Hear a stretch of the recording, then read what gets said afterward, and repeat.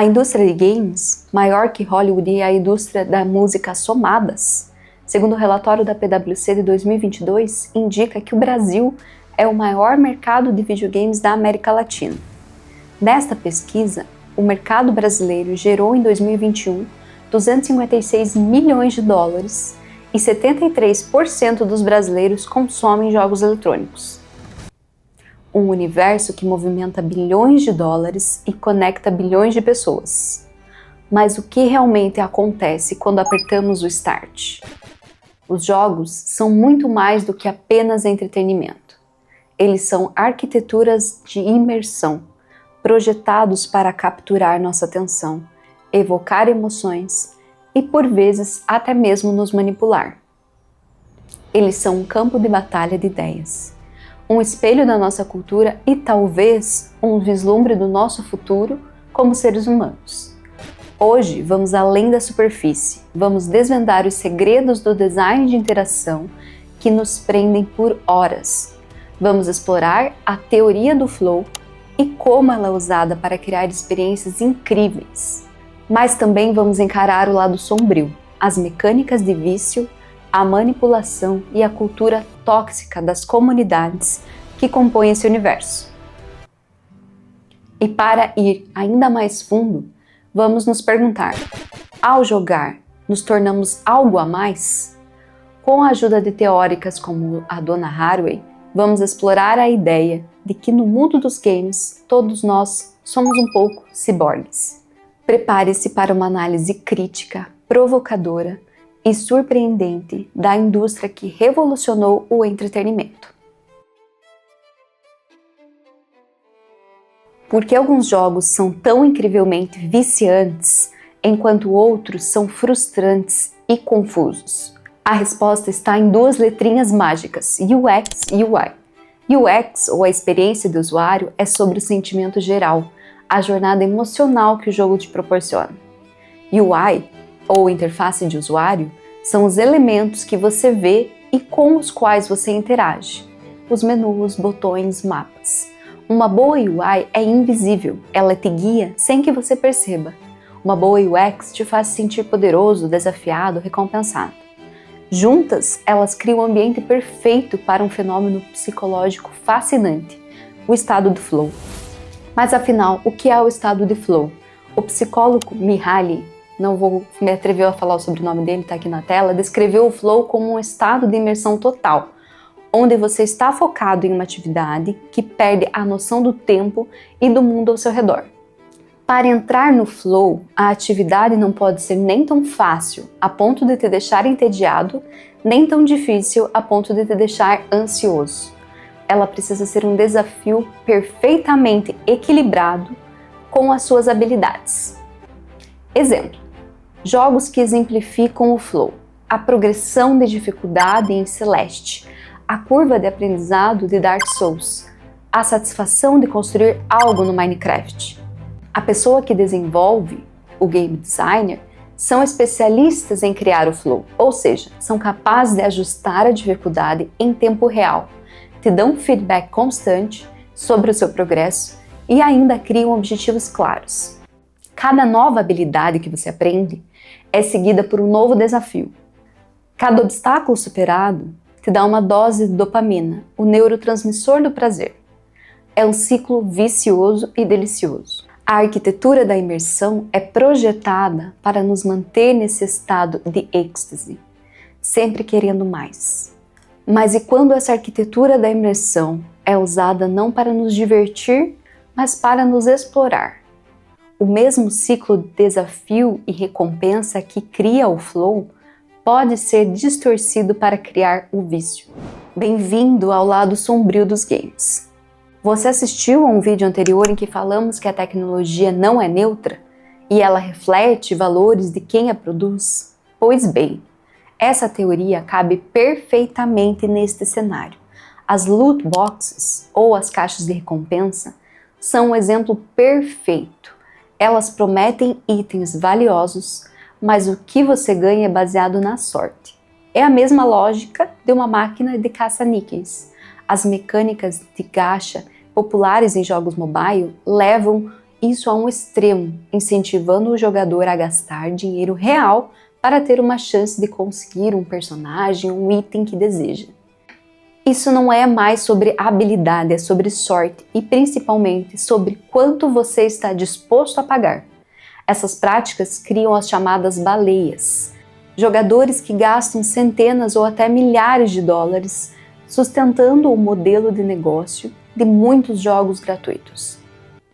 O design de interação aqui é usado para criar uma sensação de urgência, de perda se você não jogar ou não pagar.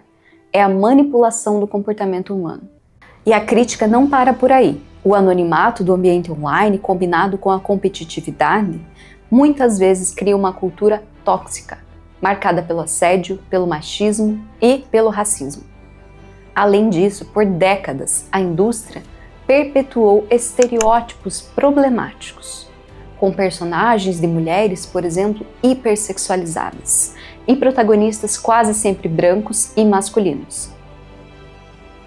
Embora isso esteja mudando, ainda há um longo caminho a percorrer. A indústria que nos vende fantasia muitas vezes se esquece da responsabilidade social.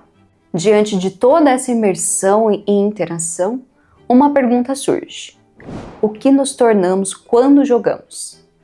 A teórica Haraway, em seu livro Manifesto Ciborgue, nos oferece uma lente poderosa para entender isso. Para a autora, um ciborgue é um híbrido de máquina e organismo, uma criatura de realidade social e também uma criatura de ficção. Pense nisso. Quando você joga, você não é apenas você. Você é você, mais o controle, mais o avatar, mais as regras do jogo. Suas habilidades se fundem com a habilidade do personagem. Sua percepção do mundo é mediada pela interface. Você se torna um ciborgue, uma entidade que transcende as fronteiras entre o físico e o digital, o humano e a máquina. Os jogos são o campo de provas perfeito para o conceito de ciborgue. Neles, nós experimentamos novas identidades, novos corpos, novas formas de ser. Podemos ser um guerreiro, um mago, um piloto de nave espacial.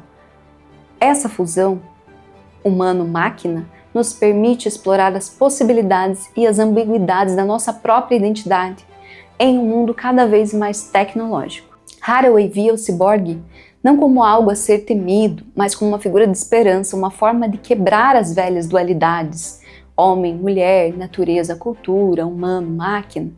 Ao nos tornarmos ciborgues nos jogos, talvez estejamos aprendendo a navegar a complexidade do século XXI, um mundo onde essas fronteiras já não fazem mais tanto sentido. Apesar das críticas, não podemos negar o imenso potencial positivo dos jogos. Eles não são apenas entretenimento, são ferramentas poderosas. Jogos como Minecraft são usados em salas de aula para ensinar matemática e arquitetura.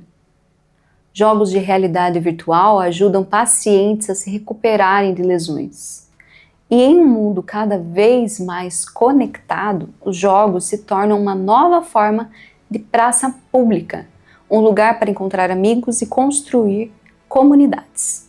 Eu sou um exemplo da pessoa que joga remotamente com meu irmão como uma forma de conexão, interação e aproximação, visto que vivemos em cidades diferentes. Além disso, os jogos evoluíram para uma forma de arte legítima, capaz de contar histórias tão complexas e emocionantes quanto as do cinema, da literatura. Eles nos permitem viver outras formas de viver, tomar decisões difíceis e refletir sobre questões profundas da condição humana. Um bom jogo pode te ensinar sobre moralidade, empatia, trabalho e equipe. Voltamos aqui ao conceito de que depende de como ele é projetado e, consequentemente, apropriado para seu uso. É por isso que é tão importante nos tornarmos jogadores críticos, entender as mecânicas que nos prendem, reconhecer quando estamos sendo manipulados e exigir da indústria de jogos mais diversidade e inclusão.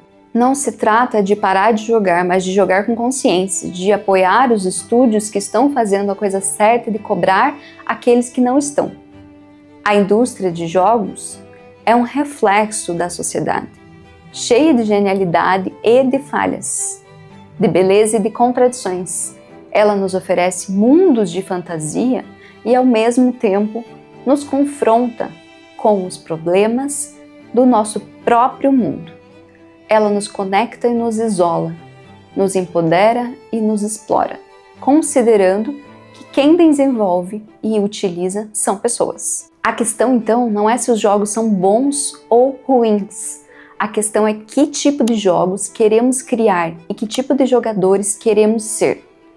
A tecnologia é uma ferramenta e cabe a nós decidir como usá-la.